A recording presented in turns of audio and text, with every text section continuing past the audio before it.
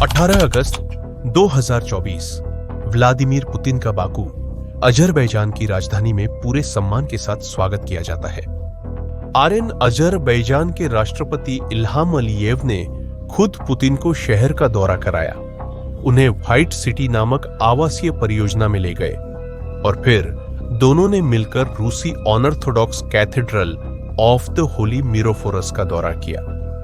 यह 2 दिन की आधिकारिक यात्रा थी जिसका उद्देश्य अंतर्राष्ट्रीय और क्षेत्रीय मुद्दों पर चर्चा करना था, जिसमें यूक्रेन के साथ संघर्ष भी शामिल था। रिकॉर्ड की गई तस्वीरों में दोनों नेताओं के बीच सौहार्दपूर्ण संबंध दिखाई दे रहे थे, लेकिन सिर्फ 4 महीने बाद हालात पूरी तरह बदल गए। उसी साल 25 दिसंबर को एक भयानक घटना घटी।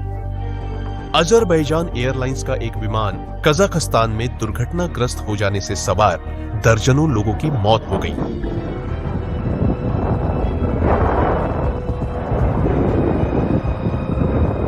विमान दुर्घटना ने कई संदेह पैदा कर दिए, खासकर अजरबैजान की तरफ से।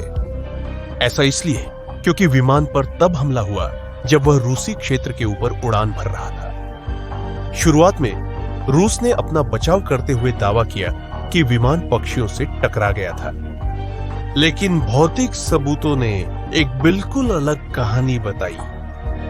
फ्यूजलाज में अजीब धातु की वस्तुओं से छेद थे, जो पक्षियों से टकराने के दावे के अनुरूप नहीं था, जैसा कि रूसियों ने कहा था। वास्तव में नुकसान काफी हद तक जमीन से हवा में मार करने वाले मिसाइलों से होने वाले नुकसानों जैसा था, जिनका उपयोग एयर डिफेंस सिस्टम में होता है। समय बीतता गया और यह शक बढ़ता गया कि विमान को एक रूसी मिसाइल से गिराया गया था।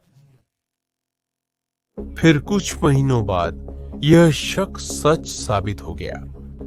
लीक हुई रिकॉर्डिंग से साफ पता चलता था कि विमान को एक रूसी एयर डिफेंस सिस्टम से गिराया गया था। अजीमुथ 338, दूरी 75, 1000, ऊंचाई 490, गति 118।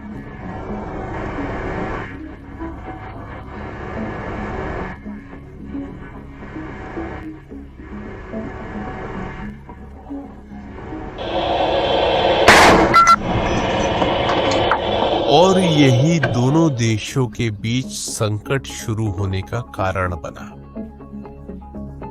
पिछले कुछ हफ्तों में तनाव चरम पर पहुंच गया और क्षेत्र में अभूतपूर्व राजनयिक संकट छा गया। और फिर बहुत से लोगों ने सोचा, क्या हम दोनों देशों के बीच एक संघर्ष देखने वाले हैं? लेकिन इस सवाल का जवाब देने के लिए मुझे आपको दिखाना होगा कि अजरबैजान और रूस के बीच वास्तव में क्या हो रहा है। और यह सब कुछ साल पहले शुरू होता है, जब हालात ऐसे थे, काफी अलग थे। कल्पना कीजिए उस स्थिति की। दशकों तक अजरबैजान एक तरह के बुरे सपने में जी रहा था। उसने अपने क्षेत्र का एक महत्वपूर्ण हिस्सा खो दिया था, एक क्षेत्र जिसे नागोर्नो कराबाख कहा जाता है, अपने पड़ोसी देश आर्मेनिया को। और क्या आप जानना चाहते हैं कि इसके पीछे कौन था जो आर्मेनिया की मदद कर रहा था? रूस के राष्ट्रपति पुतिन आर्मेनिया को हथियार और राजनीतिक समर्थन देकर यह सुनिश्चित कर रहे थे कि वह इस प्राकृतिक संसाधनों से समृद्ध क्षेत्र पर नियंत्रण बनाए रखे। इसी दौरान रूस खुद को मध्यस्थ के रूप में पेश कर रहा था, लेकिन जैसा कि हमने बाद में देखा, वह हमेशा आर्मेनिया के पक्ष में था। फिर 2020 में कुछ असाधारण हुआ। अजरबैजान ने तय किया कि वह इस हालत को अब और बर्दाश्त नहीं करेगा। और यहां हमारी कहानी में एक नया किरदार आता है, तुर्की।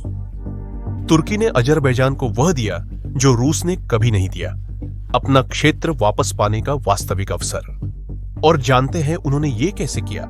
लड़ाकू ड्रोन के साथ। और यहां हम साधारण ड्रोन की बात नहीं कर रहे हैं। ये उन्नत युद्ध मशीनें थीं, जिनमें खास ध्यान बायरैक्टर TB2 मॉडल पर था, जो बाद में रूस के खिलाफ यूक्रेन की मदद करने के लिए मशहूर हो गया। और जो आगे हुआ वो पुतिन के लिए विनाशकारी था। सिर्फ 44 दिनों की जंग में इन तुर्की ड्रोन ने आर्मेनिया की रक्षा प्रणाली को पूरी तरह तबाह कर दिया। लेकिन सबसे बुरी बात यह थी कि यह रक्षा प्रणाली रूसी उपकरणों से बनी थी, जिन्हें अब तक दुनिया के सबसे बेहतरीन में गिना जाता था। ये एक बहुत बड़ी तकनीकी और राजनीतिक बेइज्जती थी। सोचिए पुतिन कैसा महसूस कर रहे होंगे। उनके सहयोगी ने जंग हार दी, उनके सैन्य उपकरण बेकार और पुराने साबित हुए, और रूस, जो खुद को एक बड़ी क्षेत्रीय शक्ति के रूप में पेश करता था, मिट्टी के पैरों वाले दैत्य की तरह बेनकाब हुआ। स्थिति और बिगड़ी जब 2021 में तुर्की और अजरबैजान ने सैन्य समझौते पर हस्ताक्षर किए। यह समझौता सिर्फ कागजी नहीं था, बल्कि दोनों देशों के बीच एक दूसरे की रक्षा करने का वास्तविक वादा था। अजरबैजान के लिए इसका मतलब था कि रूस की तुलना में अब उसे एक अधिक विश्वसनीय संरक्षक मिल गया है। तुर्की के लिए इसका मतलब था कि वह एक रणनीतिक क्षेत्र में अपना प्रभाव बढ़ा सकता है। और यहां पर दिलचस्प बात आती है, तुर्की और अजरबैजान सिर्फ सुविधा के लिए सहयोगी नहीं है। संस्कृति, भाषा और इतिहास उन्हें जोड़ते हैं, जो महत्वपूर्ण है। पुतिन की बेइज्जती अभी खत्म नहीं हुई है, ऐसा सोचना गलत होगा। 2023 में अजरबैजान ने वर्षों पूर्व शुरू किए गए काम को पूरा करने का निर्णय लिया। उसने महज 24 घंटे की एक सैन्य कार्रवाई शुरू की, सिर्फ एक दिन, और उसने नागोर्नो कराबाख को पूरी तरह से फिर से जीत लिया। और सोचो, रूस ने क्या किया? कुछ नहीं हुआ। क्षेत्र में शांति बनाए रखने के लिए सैनिक तैनात थे, लेकिन उन्होंने सब कुछ होने दिया। और इसका कारण जानते हो? पुतिन यूक्रेन में अपनी पूरी ताकत लगाए हुए थे और वे एक नया युद्ध मोर्चा खोलने का जोखिम नहीं ले सकते थे। फिर जून 2024 में रूसी सैनिकों ने बस अपना सामान पैक किया और चले गए। यह रूसी प्रभाव के प्रतीकात्मक अंत का क्षेत्र था। अजरबैजान ने अपनी जमीन और स्वतंत्रता दोनों ही हासिल कर ली थी। और इसी तनावपूर्ण माहौल में कुछ ऐसा हुआ जिसने सब कुछ बदल कर रख दिया। यह 2024 की क्रिसमस ईव थी। अजरबैजान एयरलाइंस का एक विमान, एक ब्राजीलियाई एम्ब्रेयर 190 बाकू से उड़ान भरकर रूसी चेचन्या के ग्रोजनी जा रहा था। उसमें 66 लोग सवार थे, जिनमें सरकारी कर्मचारी, व्यापारी और क्रिसमस के लिए घर लौट रहे परिवार शामिल थे। परंतु उस प्रातः कुछ भिन्न था। यूक्रेन ने रूसी सैन्य ठिकानों पर ड्रोन से हमला किया था और रूसी रक्षा प्रणालियां पूरी तरह से घबराई हुई थी। ऑपरेटरों को आदेश था कि वे जो भी संदिग्ध चीज देखें उसे गिरा दें। जब अजरबैजानी विमान रूसी हवाई क्षेत्र के पास पहुंचा तो जीपीएस सिस्टम काम करना बंद करने लगे। यह कोई दुर्घटना नहीं थी। रूस यूक्रेनी ड्रोन को भ्रमित करने के लिए सिग्नल में हस्तक्षेप कर रहा था। पायलट दिशा खोते हुए उतरने के लिए जगह ढूंढने की कोशिश कर रहा था जब अकल्पनीय हुआ। एक रूसी मिसाइल ने नागरिक विमान को निशाना बनाया। 38 लोग मारे गए। जांच में कोई शक नहीं रहा। विमान का ढांचा धातु के टुकड़ों से छलनी था। यह जमीन से हवा में मार करने वाले मिसाइल की साफ पहचान थी। और जानते हैं उस समय पुतिन का जवाब क्या था? कुछ भी अलग नहीं था जैसा उम्मीद की गई थी। उन्होंने उस दुखद घटना के लिए माफी मांगी, लेकिन सीधे तौर पर जिम्मेदारी लेने से बचते रहे। उन्होंने रूस नियंत्रित संगठनों के माध्यम से जांच को नियंत्रित करने का प्रयास किया, जो और भी खराब रहा। अजरबैजान के राष्ट्रपति इल्हाम अलीयेव अत्यंत क्रोधित थे। पहली बार उन्होंने पुतिन को सार्वजनिक रूप से न कहा और एक स्वतंत्र अंतर्राष्ट्रीय जांच की मांग की और रूसियों पर मामले को दबाने की कोशिश करने का आरोप लगाया। हम कह सकते हैं कि दोनों नेताओं के बीच विश्वास पूरी तरह से समाप्त हो गया था और सबसे बड़ा झटका अब भी आने वाला था। जून 2025 में 2 अजरबैजानी भाइयों की रूस के येकातेरिनबर्ग शहर के एक पुलिस स्टेशन में मौत हो गई। रूसी पुलिस ने कहा कि एक की मौत दिल का दौरा पड़ने से हुई, लेकिन अजरबैजानी अधिकारियों ने इस संस्करण पर विश्वास नहीं किया। उन्होंने यातना और हत्या की जांच शुरू करने का फैसला किया। और बातें यहीं नहीं रुकी। अजरबैजान ने कड़ा और सीधा जवाब देने का निर्णय लिया। 30 जून को नकाबपोश पुलिस कर्मियों ने बाकू में रूसी सरकार की समाचार एजेंसी स्पुतनिक के दफ्तर पर छापा मारा। प्रधान संपादक और निदेशक गिरफ्तार हुए। सड़कों पर 8 रूसी नागरिकों को गिरफ्तार किया गया और सिर झुकाकर पंक्तिबद्ध चलने को विवश किया गया। फिल्माए जाने पर यह दृश्य विश्व भर में प्रसारित हुए। यह एक सोची समझी बेइज्जती थी जो लाइव प्रसारित हुई ताकि दिखाया जा सके कि अब अजरबैजान रूस से नहीं डरता। अजरबैजानी मीडिया ने तो एक कदम और आगे बढ़ते हुए रूस की तुलना 30 के दशक के जर्मनी से कर दी। यह सीधे तौर पर नाजीवाद की ओर इशारा था, जो पुतिन को अत्यधिक क्रोधित करने के लिए बनाया गया था। और जैसा कि उम्मीद की जा सकती थी, रूसी प्रतिक्रिया बहुत जल्दी आ गई। उन्होंने रूस में रहने वाले 2 मिलियन अजरबैजानियों का उत्पीड़न शुरू कर दिया। उन्होंने समुदाय के नेताओं को गिरफ्तार किया, नागरिकता रद्द की और डर फैलाया। यह एक पुरानी रणनीति है। अगर आप देश को निशाना नहीं बना सकते तो उसके लोगों को निशाना बनाओ। इन दोनों देशों के बीच बढ़ते तनाव के बीच यूक्रेन ने खेल में उतरने का फैसला किया। जेलेंस्की ने व्यक्तिगत रूप से अलीयेव को फोन किया और जिसे उन्होंने रूसी दबंगई कहा, उसके खिलाफ पूरा समर्थन देने की पेशकश की।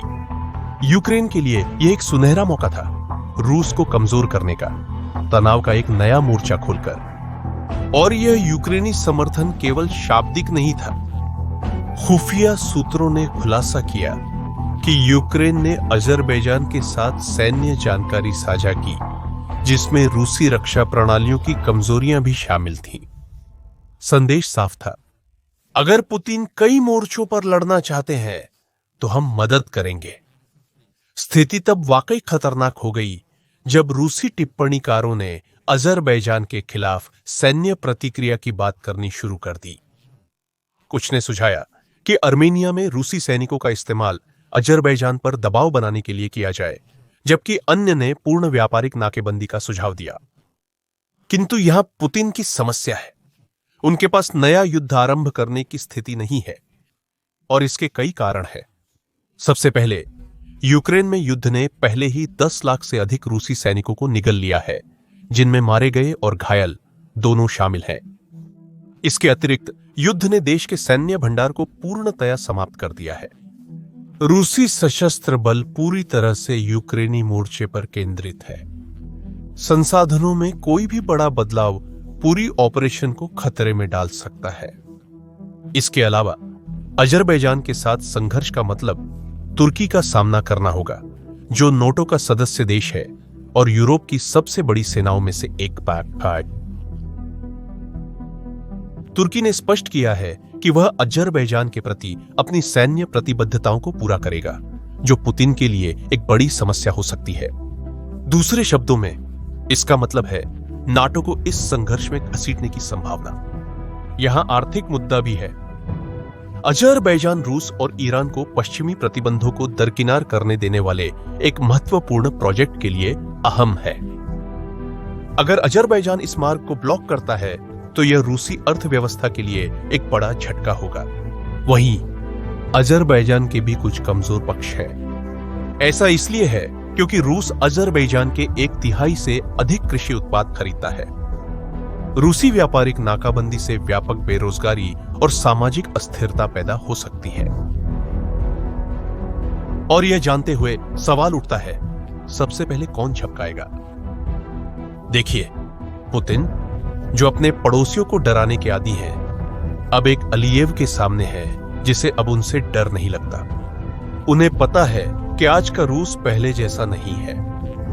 अलीयेव अपनी तरफ से अपनी नई ताकत की स्थिति को शायद ज्यादा आंक रहे हैं। जो बात बिल्कुल साफ हो गई है वो ये है कि कुछ बुनियादी तौर पर बदल गया है। वो दौर जब रूस कॉकस क्षेत्र में नियम तय कर सकता था, अब खत्म होता दिख रहा है। अजरबैजान, जिसे तुर्की का समर्थन हासिल है और शायद पश्चिमी देशों का भी, ये देख रहा है कि वो कितनी दूर तक जा सकता है। इस नए चुनौती के जवाब में पुतिन क्या कदम उठाएंगे, ये सिर्फ अजरबैजान के साथ संबंधों का भविष्य तय नहीं करेगा। ये दिखाएगा कि क्या रूस के पास अब भी इतनी ताकत है कि वो पुराने सोवियत संघ के सभी देशों पर अपना प्रभाव बनाए रख सके। और आप इस बारे में क्या सोचते हैं? क्या आपको लगता है कि अजरबैजान और रूस के बीच टकराव हो सकता है? अपनी राय कमेंट्स में बताएं। यदि आपको यह वीडियो पसंद आया हो तो चैनल को सब्सक्राइब करें और इसे उन लोगों के साथ शेयर करें जिन्हें यह विषय रुचिकर लग सकता है। यह हमारे लिए बहुत मददगार है। दर्शकों का शुक्रिया। अगले वीडियो में मिलेंगे।